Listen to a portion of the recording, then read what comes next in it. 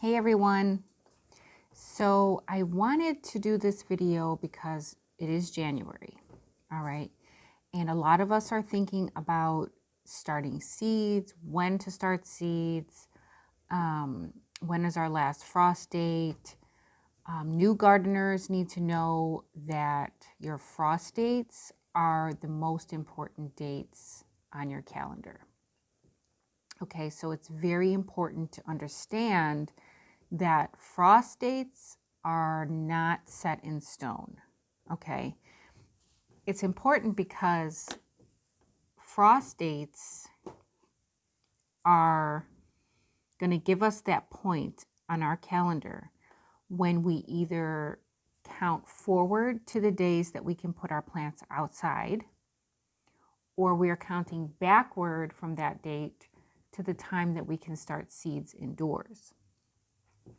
All right, so if you don't know how to find your frost date, then I will link some websites down below, some links for you to go to so that you can find out what your frost date is. And that's going to be your last frost date, which means spring, your first frost date, which means fall. So you can find both of those down on those websites. So first of all, let's talk about what a frost date is. So basically what your frost date is it's an average date of your first or your last frost date, whether it be spring or fall, okay? Now I emphasize average because that means that there is a 30% chance that you won't have any freezing temperatures before that date, but there's also a 30% chance that you will still have freezing after that date. Okay, so it's an average. So it's going to fall somewhere right in the halfway point, whereas your frost date could be earlier or your frost date could be later, within about 2 weeks or so, okay, give or take. So that's why it's an average. The frost dates are calculated, it's based on data that is collected from the from NOAA. It's NOAA. So it's the National Oceanic and Atmospheric Administration. Okay. It's a government administration, and what they do is they have been collecting data for decades from different weather stations. All right. So they take this data and they collect it, and then they find these average dates where they can say, okay, 30% of the time, this is the date that you stop having freezing temperatures. All right. Now, some websites will give you up to a 90% date. So based on data, 90% of the time, this is the date that we stop having the freezing temperatures based on your growing area. Now, you'll have to figure out what zone you're in, and that'll give you your frost dates. But basically, you can Google that. It's not an issue. Just Google, what is my growing zone, or Google what is my last frost date, or what is my first frost date, if it's fall, or whether it's fall or spring. All right, so, and that's basically it. That is frost dates in a nutshell, okay? Now, why it's important, it's because everything rides on that date, all right? So if we're starting seeds, we have to know when to start seeds. Some seed packs will say start seeds indoors 4 to 6 weeks before last frost date. Okay, so I need to figure out my last frost date. Then I have to count backwards 4 to 6 weeks. All right, that's my date that I can start those seeds for that seed variety.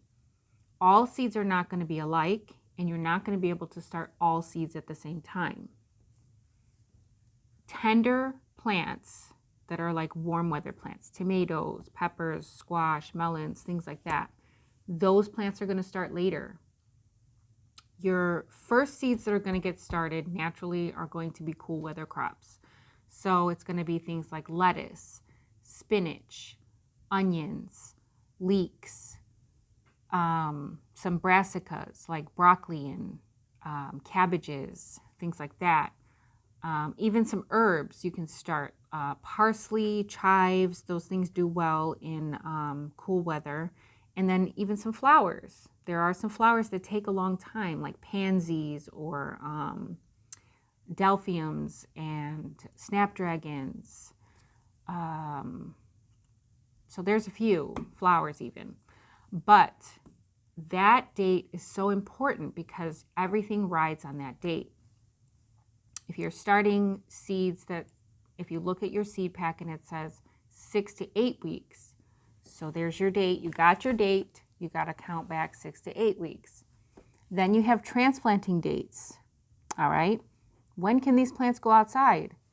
These plants have to go outside, 4 to 6 weeks after my last frost date. So when is my last frost date? Then I have to count forward 4 to 6 weeks after my last frost date, 2 weeks after my last frost date, 4 weeks after my last frost date, and that so on and so forth. So it's just basically, it's your starting point is what it is. And everything rides on your starting point. So you don't want to start your seeds too early because they will get leggy and they will get root bound.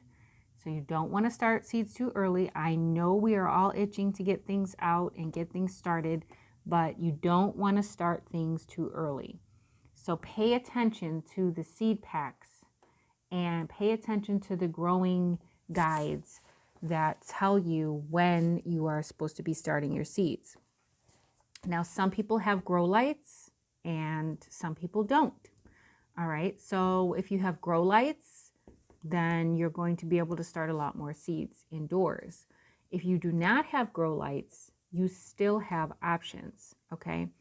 You might have row covers, or you might have cold frames, or you might even have a greenhouse. And those things make a difference. So I will do another video soon on what seeds to start and when, and what kind of protection you need for those seeds. But I really just wanted to get this video out on frost dates because your frost date is the most important date on your calendar. I always encourage gardeners to do their own research. I always say, and you can see at the end of most of my videos, I always say, the more you know, the more you grow. And that is so true because you really have to do your own research. You can't go by what other gardeners are saying because it might not prove true for you in your garden. So there are a couple of websites that I did want to share, and one of them is the Old Farmer's Almanac. I always refer to the Old Farmer's Almanac for my frost dates and different times for planting. There's planting calendars, there's tips, there's all kinds of resourceful information on the website. It has a, you can put your zip code in there and it'll give you everything that you need to know about your growing area. Also, another one is called the National Gardening Association, and that one works the same way. You just enter your zip code and it gives you all tons of information and resources. So those are two websites that I just wanted to share with you guys. I will put those links in the description and you can check those out. The National Gardening Association is the website that will give you your frost dates from a 10% all the way up to a 90% average. So that's all I have for you guys today. I just want to thank you guys for watching, and thank you to all of my new subscribers. I really appreciate you. And I hope that you continue to follow along on this journey. 2021 is going to be great. Let's make it great, guys. 2021 is going to be great. So that's all I have for you guys. Hope you enjoyed the video. Until next time, the more you know, the more you grow. Bye, guys.